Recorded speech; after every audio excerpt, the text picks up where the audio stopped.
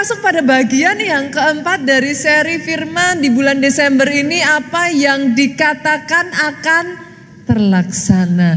Dan pada bagian yang keempat, saudaraku, saya akan berbicara tentang Natal sebagai momen penggenapan janji Tuhan.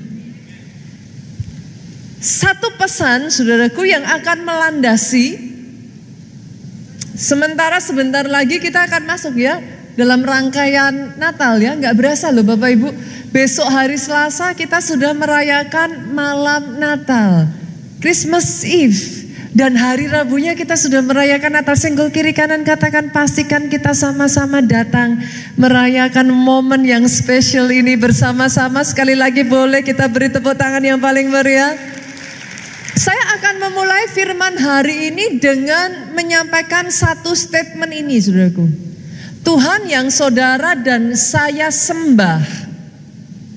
Catat ini, saudaraku. Tuhan yang saudara dan saya sembah adalah Tuhan yang selalu, saya garis bawahi kata itu, selalu menepati apa yang dikatakannya. Aminnya boleh yang paling keras, boleh kasih tepuk tangan. Dia Tuhan yang apa yang dikatakannya terlaksana. Itu sebabnya saudaraku, di dalam Bilangan pasalnya yang ke-23 ayat yang ke-19, dengan sengaja Tuhan mendisting, Tuhan membedakan dirinya dari manusia. Dan ayat ini ngomong, Allah bukanlah manusia, God is not human. Dalam hal apa Allah bukanlah manusia? Allah bukanlah manusia sehingga ia berdusta. Dengan kata lain, manusia masih bisa bohong ya. Niatannya sih nggak bohong, Pastor. Nah, tapi gimana lagi, apa daya, Pastor? Kalau tidak bisa ya sudah. Kecuali saudara benar-benar mau punya niat nggak baik. Kebanyakan orang yang berdusta awalnya juga tidak niat dusta, saudara. Lah tapi gimana lagi, Pastor? Saya sudah ngusahain sebisanya tapi nggak mampu kok. Kalau demi bohong yang baik apa nggak boleh, Pastor? See? Itu sebabnya Tuhan distinct himself, dia ngomong, Allah bukanlah manusia sehingga ia bersusah, bukanlah anak manusia sehingga ia menyesal. Pernah gak sih saudara ngomong sesuatu and then saudara bilang, ups, salah ngomong. Yang saya tahu Tuhanmu, dia tidak pernah menyesal. Artinya apapun yang keluar dari mulutnya, he mean it. Dia serius melakukannya. Itu sebabnya ayat ini ngomong, masakah ia berfirman dan tidak melakukannya? Ataukah dia berbicara dan tidak menepatinya? Dengan kata lain, dari ayat ini bolehkah saya berkata, saudaraku, Tuhan yang kau sembah, dia setia dengan janjinya. Dengan kata lain, bolehkah saya mengatakan, dia konsekuen dengan semua apapun yang keluar dari mulutnya? Apa yang dikatakan terlaksana. Kenapa Tuhan bukan manusia, Pastor? Dalam hal apa Tuhan bukan manusia? Pengkhotbah sampai memberikan nasihat, saudaraku. Kita buka ya. Pengkhotbah pasalnya yang kelima, ayatnya yang pertama sampai keempat. Pengkhotbah sampai ngasih nasihat sama kita. Janganlah terburu-buru dengan mulutmu. Dalam hal apa Tuhan bukan seperti manusia? Dia tidak pernah terburu-buru dengan apa yang dia katakan. Janganlah hatimu lekas mengeluarkan perkataan di hadapan Allah. Karena Allah ada di surga, engkau ada di bumi. Oleh sebab itu biarlah perkataanmu sedikit. Coba ya saudara perhatikan aja deh. Sepanjang nanti saudara kalau baca Alkitab ya, Tuhanmu tuh gak banyak bicara saudara. Saudara,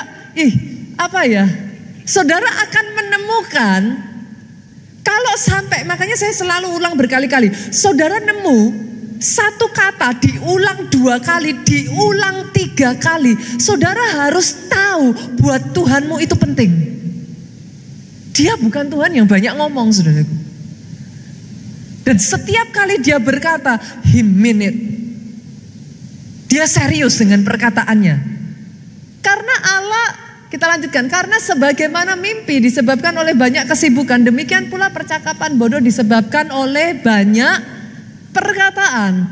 Ayat 3 mengingatkan kepada setiap kita, kalau engkau bernasar kepada Allah, janganlah menunda-nunda menepatinya. Pastor, apa itu bernasar? Bernasar itu punya arti saudara berjanji untuk melakukan sesuatu kepada Tuhan. Ayat ini ngomong, janganlah menunda-nunda. Kita lanjutkan. Karena ia tidak senang kepada orang-orang bodoh. Ini ayat gak enak loh ini Pak. Saudara masih ingat gak ya 2 minggu yang lalu saya berbicara tentang orang bodoh ini. Masih ingat gak? Orang bodoh di dalam Alkitab, kalau saya gak salah saya khotbah di Soho deh. Tapi firmannya sama. Orang bodoh itu sama dengan apa tuh 2 minggu lalu?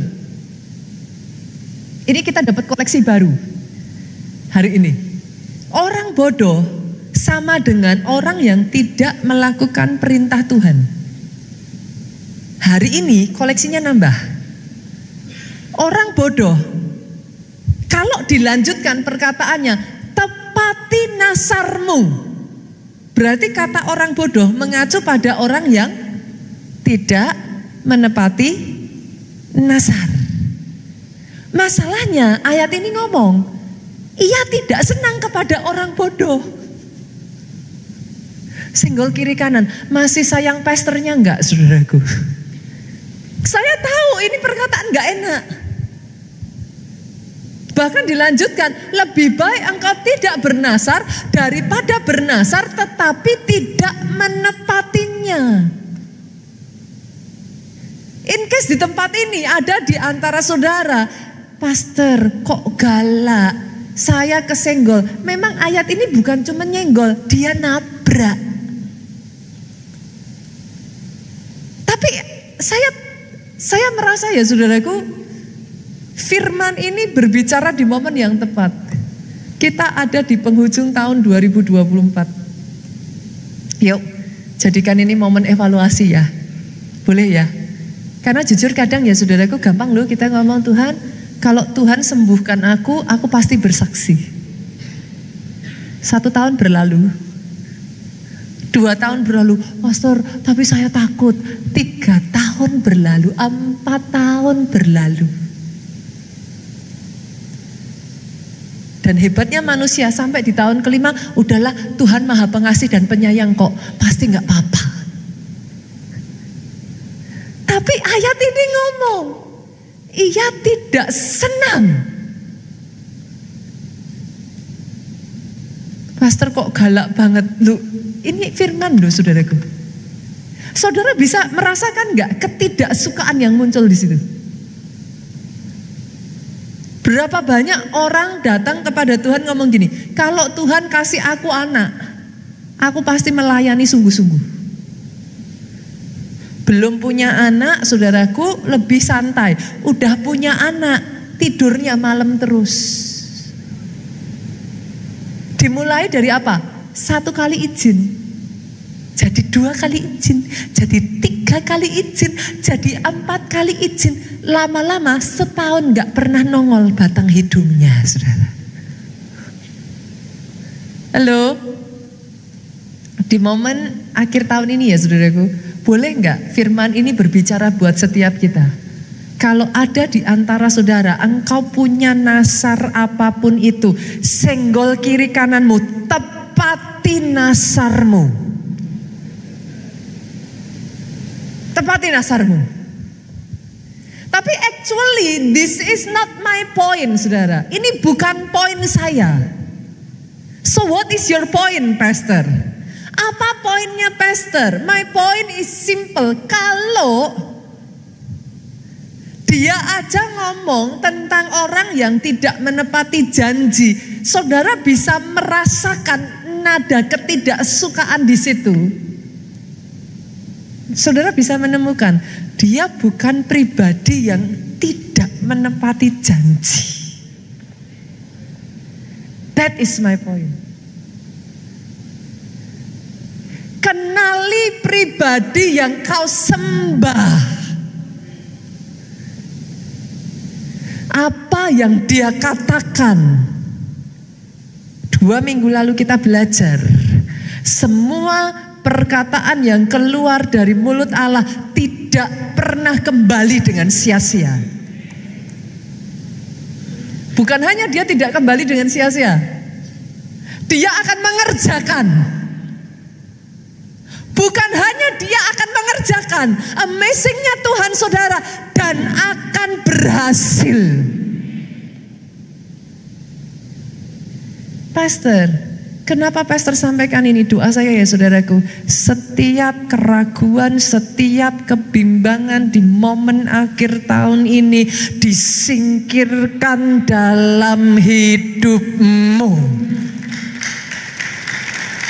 Saya nggak tahu dengan Tuhan yang lain ya, certainly Tuhan yang satu ini, dia ngomong, dia tidak senang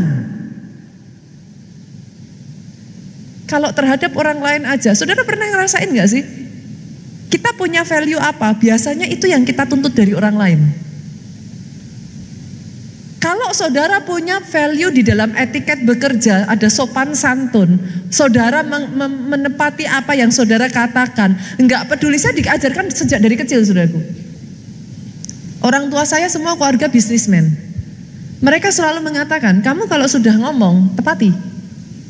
Seberat apapun, kalau kamu sudah ngomong, apa yang keluar dari mulutmu, tepati. Itu etika kerja.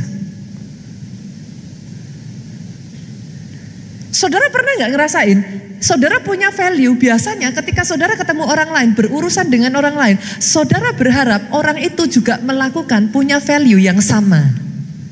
That is your God. Kalau dia ngomong, dia tidak senang, dengan sendirinya kita bisa menemukan bahwa pribadi Tuhan yang kau sembah adalah pribadi yang selalu menepati perkataannya. Kenapa penting bagi kita untuk kenal pribadinya? Karena kalau kita nggak hati-hati, kita nggak kenal siapa dia, akibatnya ketika apa yang dikatakan belum terjadi, kita ragu loh. Jangan-jangan Tuhan lupa. Jangan-jangan Tuhan sudah nggak sayang saya lagi. Kadang kalau kita nggak kenal pribadinya, akhirnya bimbang. Padahal firman Tuhan berkata, orang bimbang jangan harap dia dapat apa-apa. Tahukah kenapa saudara harus fight iman saudara sampai di titik itu? Karena sekalinya saudara jatuh di titik bimbang, orang bimbang itu sudah law, udah hukum. Bukan masalah Tuhan tidak mau kerjakan. Orang bimbang jangan harap dapat apa-apa. Berdiri tegak, saudaraku. Berdiri tegak. Dengan pribadi seperti Tuhanmu yang tidak pernah mengingkari perkataannya. Pastor, kenyataannya, kalau apa yang Tuhan janjikan belum digenapi, bolehkah saya mengatakan, dengan pribadi seperti Tuhanmu yang tidak pernah ingkar janji, there must be a reason. Kalau sampai belum terjadi, pasti ada alasan yang kuat di balik itu, Bapak Ibu. Yuk kita cek. Apa alasannya? Minggu lalu kita belajar ya, firman bisa gugur ya. Apa alasannya? Kok sampai Tuhan yang tidak pernah berbohong, kok belum ditepati? Ada 4 Bapak Ibu. Kita lihat ya. Yang pertama, apa alasan yang pertama? Ternyata bisa jadi dia menunggu waktu yang tepat, Pak. Saya bahkan tidak berbicara tentang kairos ya. Berapa banyak yang sepakat dengan saya? Mau saudara paksakan sebutir telur kalau belum waktunya, nggak bisa netes kok. Saya nggak tahu kalau ada di sini yang sedang hamil. Kira-kira loh saudaraku, sepingin-pinginnya saudara ketemu dengan baby saudara, bisa nggak sih dipaksakan 3 bulan saudara melahirkan? Apa yang terjadi kira-kira kalau dipaksakan? Maaf saudaraku, bayi itu bisa lahir tapi mungkin tidak selamat. Untuk segala sesuatu di muka bumi ini ya saudara, amazingnya ada waktunya. Ada his time dan ada its time.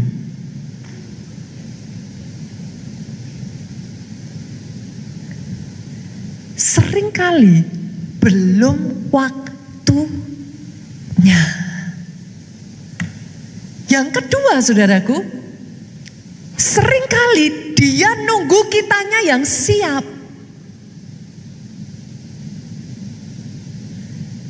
Banyak kali di dalam kehidupan yang saya lihat ya saudaraku, ada orang-orang tertentu, saya nggak tahu saudara pernah ketemu nggak ya, orang yang justru ketika belum diberkati mereka sungguh-sungguh sama Tuhan, setelah diberkati lupa Tuhan loh, meninggalkan Tuhan loh. I see it a lot.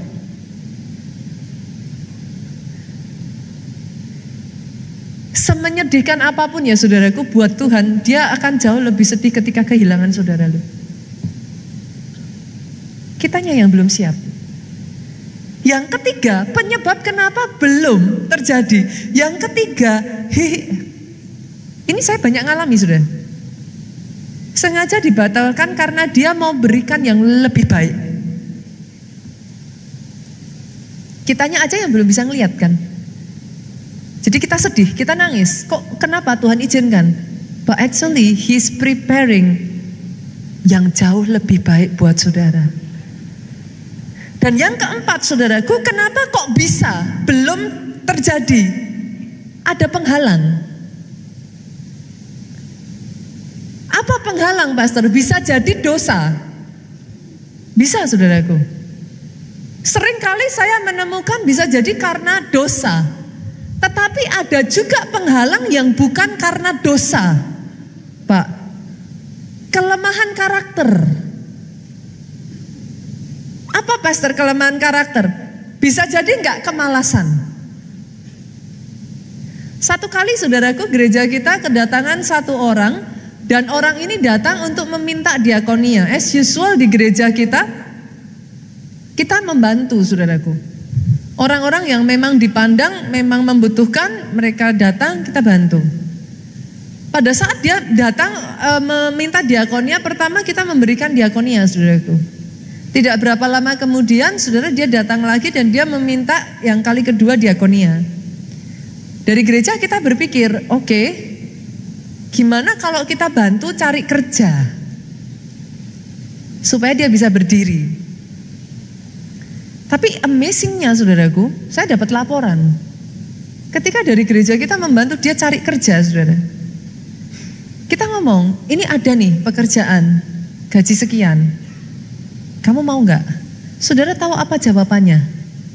Enggak ah, repot, susah, dapatnya cuman segitu. Saudara bisa mengerti yang saya maksudkan? Bukan Tuhan nggak menepati janji. Karena kadang ada kelemahan-kelemahan karakter yang akhirnya membuat saudara mau diberkati pun nggak bisa.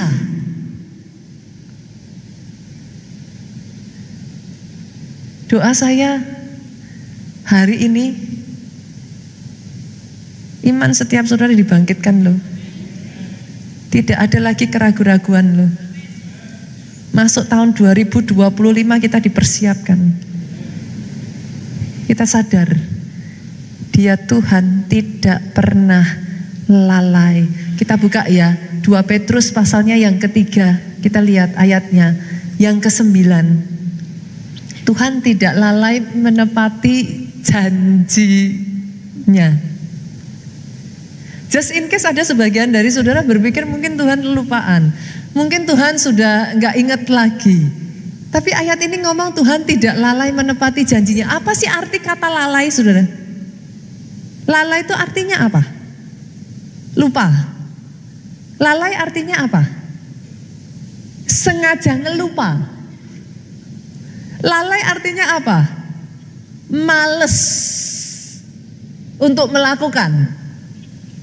But certainly it's not your God. Alkitab berkata, Dia tidak pernah lalai. Sekalipun ada orang yang menganggapnya sebagai kelalaian, tapi Ia sabar terhadap engkau. Sadarkah saudara, bahkan ketika engkau belum siap, Dia sabar loh. Dia sabar. Saking sabarnya, saudara pernah memperhatikan enggak? Kalau saudara belum lulus satu ujian, nanti belakang-belakang saudara mau kemanapun, ujiannya sama. Sesabar itu Tuhanmu. Kita aja orang tua, ibu-ibu, kadang anak diajar-ajarin nggak bisa-bisa, kita ngomong ya udahlah, ya udah, ganti yang lain aja, males, nggak bisa-bisa. Tapi segitu sabarnya Tuhanmu. Dia bukan mementingkan hasil, sorry saudaraku. Dia mementingkan yang bernilai kekekalan. Kalau belum lulus, balik lagi, saudara bertengkar dengan si A gara-gara apa, nanti ketemu si B ya gara-gara apa, si C ya gara-gara apa, sampai saudara gini, ini semua orang nyebelin. Pernah dengar cerita kayak gitu gak? Kenapa? Tuhanmu setia. Kalau belum lulus, Dia pastikan engkau lulus supaya Dia bisa bawa engkau naik level.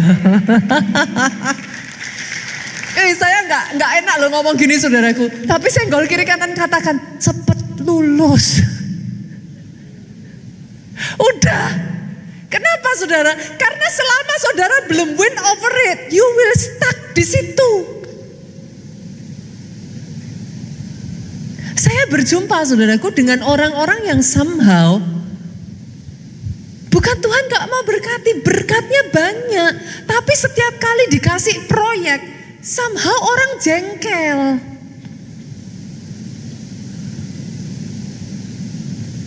Yang harusnya selesai 1 tahun, selesainya 2 tahun, selesainya 3 tahun.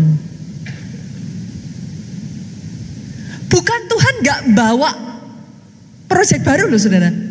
Tapi setiap kali ada proyek baru sama. Bukan Tuhan gak bawa berkat. Berkatnya lari. Lama-lama kan orang kapok tau saudara. Saudara ngerti ya saya maksudkan? Loh, ada peribahasa gini. Orang Jawa tuh punya peribahasa kayak gini.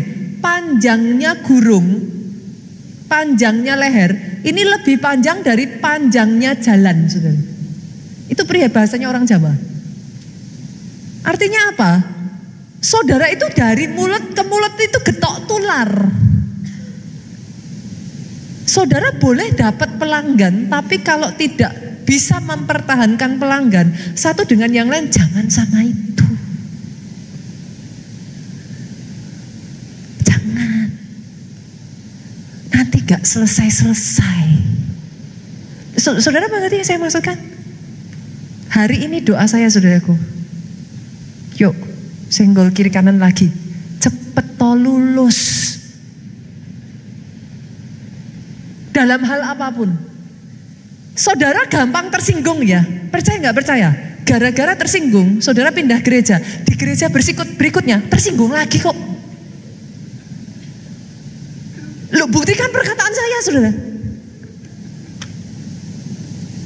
Karena akhirnya itu it's not about other people. He is interested in you. Justru karena dia sayang saudara, dia setia, dia akan tunggu sampai engkau bisa selesai. Nyebelinnya Tuhan kita kan kadang di situ tuh.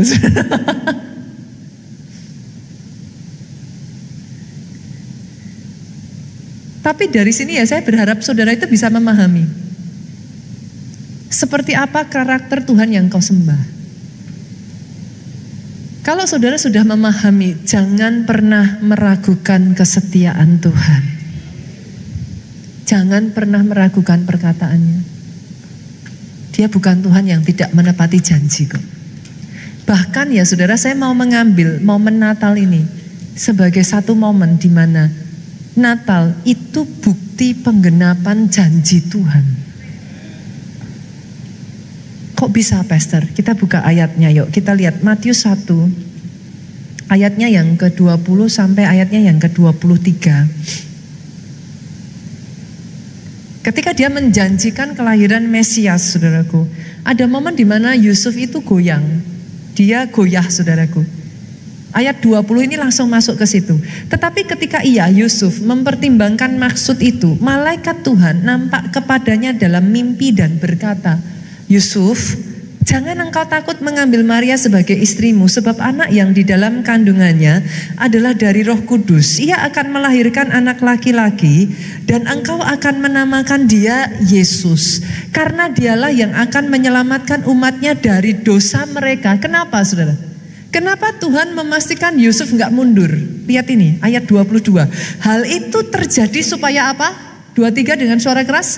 Genaplah yang difirmankan Tuhan oleh Nabi. Apa yang difirmankan? Lihat ini. Sesungguhnya anak darah itu akan mengandung dan melahirkan seorang anak laki-laki. Dengan kata lain saudaraku, bahasa plainnya, anak perawan itu akan mengandung dan melahirkan seorang anak laki-laki. Mereka akan menamakan dia Immanuel, yang berarti Allah menyertai kita. Pertanyaan saya, nanti kalau saudara baca, boleh nggak ya saya minta tolong ya saudaraku? Oke, berapa banyak di sini yang punya Alkitab di handphonenya? Boleh saya ajak saudaraku? Ini 2 minggu lalu saya ajarkan di Soho. Coba saudara buka Alkitab saudara, dan by the way saudara, sudah terbit terjemahan yang terbaru dari LAI, saya di info saudara. Dan yang ada di sini ini masih terjemahan yang lama saudaraku. Tapi anyway it's okay. Saudara cari, kalau Alkitabnya sama, tulisannya app Alkitab, di bagian bawah ini akan ada logo yang kayak bentuknya searching, saudara. Kaca pembesar. Saudara klik. Saudara tulis Immanuel di situ. Oke? Jangan diklik di bawahnya itu ada All Book, Old Testament, New Testament. Betul ya? Oke ya? Oke. Saudara sudah tulis Immanuel? Sudah? Pastikan tulisannya benar ya saudaraku. Setelah sudah saudara tulis, klik search. Oke. Yang muncul di sana ayat berapa? Yesaya 7:14. Kita baca ya. Itu caranya kalau saudara mau lihat. Berarti ayat yang kita baca itu pernah dinubuatkan di perjanjian lama. Kita buka ya, Yesaya 7 ayatnya yang ke-14 ngomong apa? Sebab itu Tuhan sendirilah yang akan memberikan kepadamu suatu pertanda, sesungguhnya seorang perempuan muda mengandung dan akan melahirkan seorang anak laki-laki, dan ia akan menamakan dia Immanuel. Sama enggak? What's your point, Pastor? Yang diucapkan di Matius itu sudah dinubuatkan 700-800 tahun sebelum Yesus lahir. Dan by the way, at that moment, Yesaya is not even talking about Jesus. Apa yang terjadi, saudaraku? Bangsa Yehuda pada saat itu, di bawah kepemimpinan Raja Ahaz, sedang diserang oleh seorang raja besar, yaitu Raja Aram. Yehuda ketakutan, Ahaz ketakutan. Tuhan ngomong sama Yesaya, kasih nubuatan. Yang Yesaya nggak ngerti adalah Dia sedang menubuatkan kedatangan Mesias. Yesaya ngomong sama Raja Yehuda. Kamu merasa tidak mungkin Tuhan tolong kamu. Akan ada seorang perempuan, seorang perawan. Dikatakan di sana ditulis perempuan muda, saudaraku. Yang akan mengandung dan melahirkan anak dan namanya disebut Immanuel. Pertanyaan saya, saudara. Pada saat Yesaya menubuatkan itu, akan ada sebagian orang enggak yang mengharapkan hal itu terjadi pada saat itu? Of course. 700 tahun nubuatan itu tidak terjadi, saudara. But God is faithful. Tuhanmu setia, Dia tidak bisa berdusta. Menurut saudara, di zaman itu ada enggak yang mempertanyakan Yesaya? Mana buktinya? Of course. 700 tahun kemudian, seorang perawan bernama Maria melahirkan seorang anak yang dinamai Immanuel. Natal adalah bukti penggenapan janji Tuhan. Tidak selalu seperti waktu yang saudara harapkan. Tidak sesuai, tidak selalu seperti term and condition saudara. Tapi Dia tidak pernah berdusta. Dan sadarkah saudara, seringkali justru momen yang Dia pilih untuk menggenapi janjinya, itu momen yang paling tidak saudara pikirkan. 700 tahun loh saudaraku. Saudara sadar gak? Yesus itu lahir di pertengahan antara perjanjian lama dengan perjanjian baru. Yesus menandai perjanjian baru. Permulaan dari perjanjian baru. Dan tahukah saudara, di tengah-tengah Maleaki sampai ke Matius, itu masa apa? Some scholars menyebutnya sebagai intertestamental moment. Itu masa kegelapan, saudara. Itu masa di mana everything is silent. Tidak ada satu nabi pun, saudara baca, sejak Maleaki lompatnya kenapa jauh sekali sampai Matius. Karena di momen itu tidak ada suara Tuhan terdengar. Loh, jauh sekali loh itu saudaraku. Dari Maleaki kalau lompat sampai ke Matius itu jauh sekali saudara, ratusan tahun. Di momen yang tidak terduga. Kebayang gak sih saudara, pada saat malaikat datang sama Maria, gak pernah ada dengar cerita tetangganya ngalami yang sama. Tidak terduga. Unexpected, Bu. Oke, saya kasih saudara gambaran gini deh. Bapak Ibu pernah gak masa pertobatan saudara itu deket-deket momen dimana kayak pernah gak ngerasain ketika saudara bahasa roh, orang lain kiri kanan nganggap saudara aneh? Ngerasain momen itu gak? Oke, saya tanya lagi. Di sini pernah ngerasain momen nggak Toronto Blessing? 1, 2. Ada yang tahu Toronto Blessing? Holy Laughter, orang tertawa, rebah dalam roh. Oke, ada momen di zaman saya itu masih sekitar kayak SD gitu, saudaraku. Orang-orang kalau lihat saudara Holy Laughter, saudara tumbang dalam roh, saudara jatuh, saudara berbahasa roh, orang tuh akan ngelihat saudara dengan wajah kayak gini loh.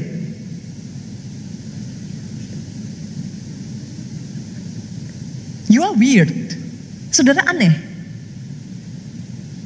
Zaman sekarang saudara berbahasa roh, it's normal.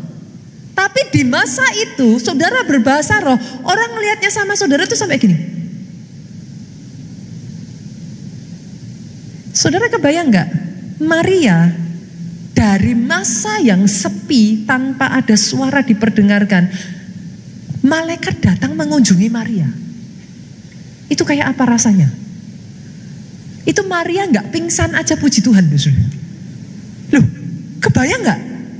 Itu nggak pernah diceritakan, tetangga nggak pernah cerita, Komsel nggak pernah cerita, saudaraku. Nggak ada yang pernah mengalami selama ratusan tahun. And then suddenly datang malaikat. Bolehkah saya mengatakan ini, saudaraku?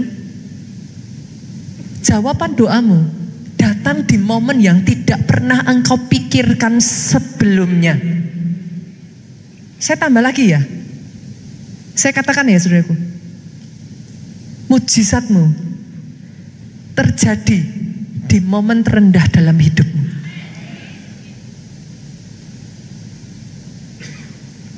Di saat dimana engkau tidak berpikir itu mungkin dilakukan. Di saat dimana engkau berpikir Tuhan sudah lupa.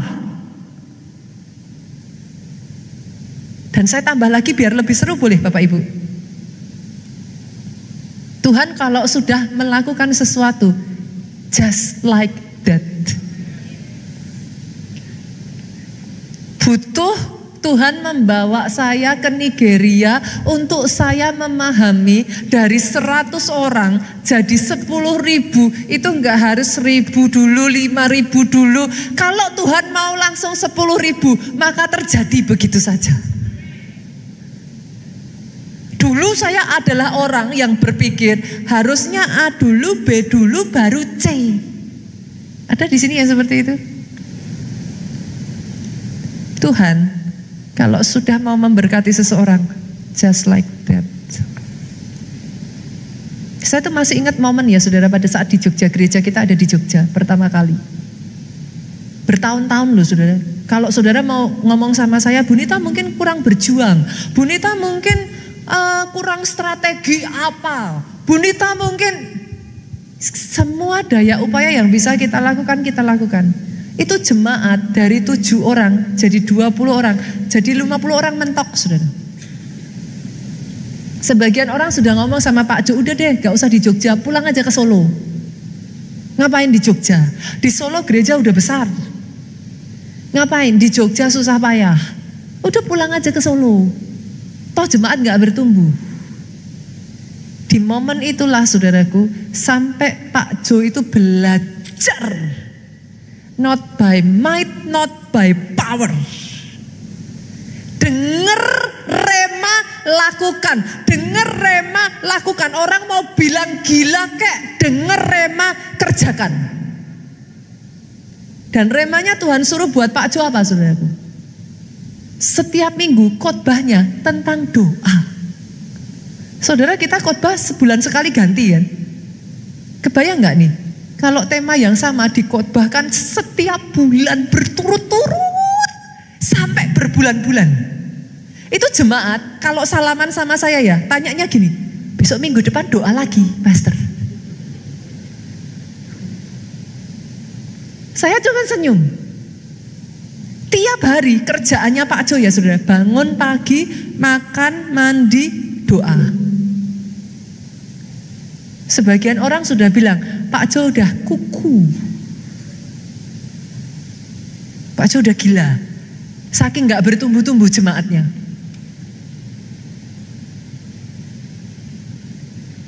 Tapi amazingnya saat Tuhan mengajarkan lutut ini bertelut ya saudara.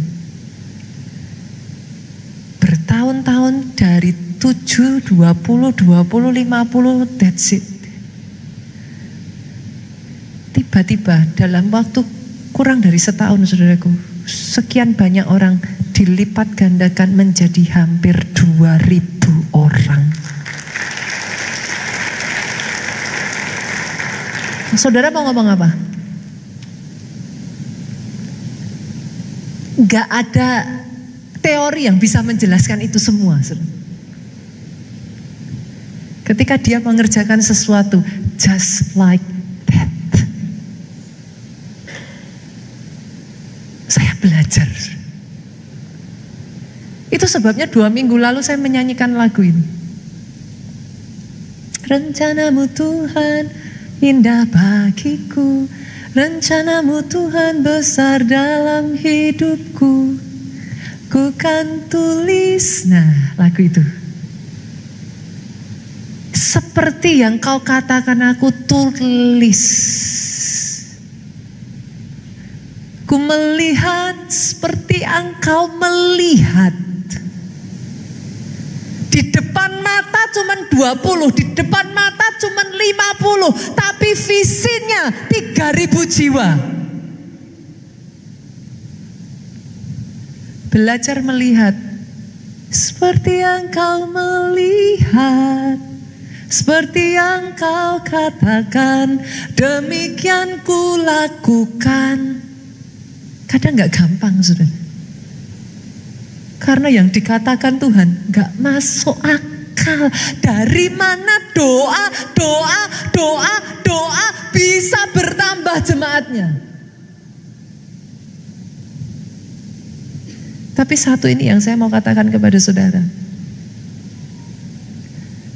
Lebih dari 25 tahun saya mengikuti Tuhan ini, saudaraku, dan Tuhan yang saya kenal tidak pernah berdusta. Not only to the first generation, to the second generation. Kita buka ayatnya yuk. Kita lihat Mazmur pasalnya yang ke-105 ayatnya yang ke-8 sampai ayatnya yang ke-10. Ia ingat untuk selama-lamanya akan perjanjiannya. Amazing ya saudara. Sekali dia ngomong, he remember forever. Firman yang diperintahkannya kepada 1000 angkatan. Sampai 1000 generasi pun dia gak lupa. Yang diikatnya dengan Abraham, disumpahnya kepada Ishak, diadakannya hal itu menjadi ketetapan bagi Yakub, menjadi perjanjian kekal bagi Israel. Diutusnya, kita lompat ya saudara, ayat 17 sampai 21. Seorang mendahului mereka, Yusuf, yang dijual menjadi budak. Mereka mengimpit kakinya dengan belenggu, lehernya masuk ke dalam besi, sampai saat firman-Nya sudah genap. Janji Tuhan membenarkannya. Ini nyenengin saudara. Seperti yang saya katakan tadi, for everything there is His time, there is its time. Sampai saat firman-Nya sudah genap, itu mau saudara apa-apain gak bisa tuh. Kalau memang belum, ya belum aja. Sorry saudaraku, kalau saya ngomongnya keras. He is God. Maaf saudara, dia bukan pembantu saudara. Keras ya, saya tahu. But He is God. Dia berhak mengerjakan apapun sesuai dengan agendanya Tuhan. He doesn't need to explain to you. He is God. In case ada sebagian dari kita lupa ya, kita protes sama Tuhan. He doesn't need to explain. He is God. Dan hebatnya saudara, dibutuhkan waktu bagi Yusuf 13 tahun. Dari dia menerima janji, bulirnya akan berdiri tegak melampaui bulir-bulir dari saudaranya dan orang tuanya. 13 tahun. Saya tanya kepada saudara, 13 tahun, apakah Yusuf melihat tanda-tanda everything is getting better? Bagaimana getting better? Sejak dia terima tanda, yang terjadi dia dibuang. Dia dijual jadi budak. Dia dipenjara. Di penjara dia dilupakan. Ada di sini yang pernah nonton filmnya Yusuf yang dibuat oleh Disney? Oh, saya tuh sampai nangis saudara waktu lihat Yusuf ada di titik terendahnya itu, dia ngomong, "You know better than I, you know the way." Engkau tahu lebih baik dari aku, engkau tahu jalannya. I let go the things to know why. Aku melepaskan keinginan untuk tahu kenapa, why, how, bagaimana. For you know better than I. Karena Engkau tahu lebih baik dari aku. Sebagian dari saudara berkata kepada saya undang pemain musik maju ke depan. Pastor, apa jaminan saya?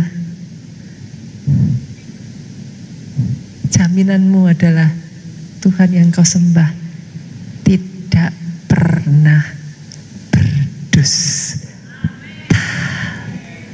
Langit dan bumi boleh berlalu, firmanku tinggal tetap. Jadi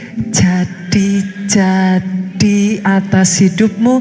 Aminnya boleh yang paling keras, tepuk tangan boleh yang paling meriah buat Yesus Tuhan kita. Bangkit berdiri jemaat Tuhan.